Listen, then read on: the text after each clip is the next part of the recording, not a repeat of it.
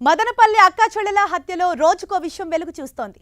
తండ్రి పురుషోత్తం నాయుడు, తల్లి పద్మజ మూఢనమ్మకాలతోనే ఇద్దరు కూతుళ్లను దారుణంగా హతమార్చాడని మొదట అంతా భావించారు. అయితే పోలీసుల రిమాండ్ రిపోర్ట్ తర్వాత ఈ అభిప్రాయం మారింది. పెద్ద కుమార్తె అలేఖ్య వల్లే ఈ దారుణం జరిగిందన్న భావన కలుగుతోంది.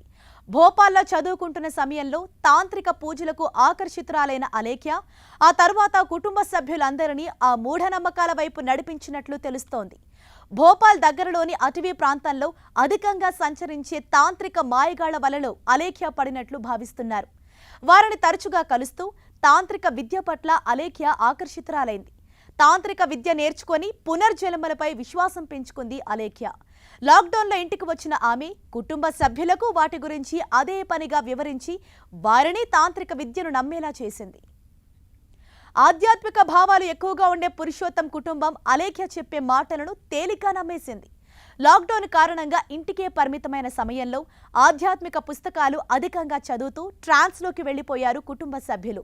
పునర్జన్మ, కలియుగం అంతం, సత్యలోకం వంటి వాటిపై అపరిమితమైన విశ్వాసం పెంచుకున్నారు. దేవుడు అన్న భావన మీద మితిమీరిన నమ్మకం, దెయ్యాలంటే అలవిమాలిన భయం పురుషోత్తం నాయుడు కుటుంబానికి కష్టాలు తెచ్చిపెట్టాయి.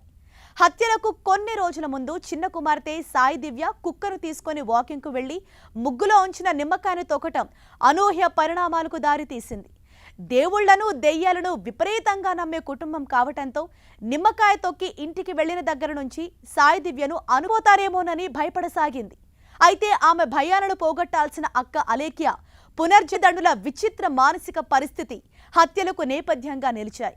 తాయెత్తులు, ప్రత్యేక పూజలతో సాయి దివ్య భయం తొలగిపోలేదు.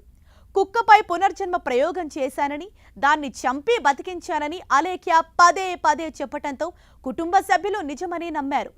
శివుడు తన రూపంలో వస్తున్నాడని, కలియుగంలో చనిపోయి సత్యలోకంలో పుట్టాలని అలేఖ్య చెప్పే మాటలపై వారికి గురి కుదిరింది. తాంత్రిక విద్యపై అలేఖ్య పిచ్చి నమ్మకం తీర్చలేని నష్టానికి కారణమైందన్న ప్రచారం జరుగుతోంది.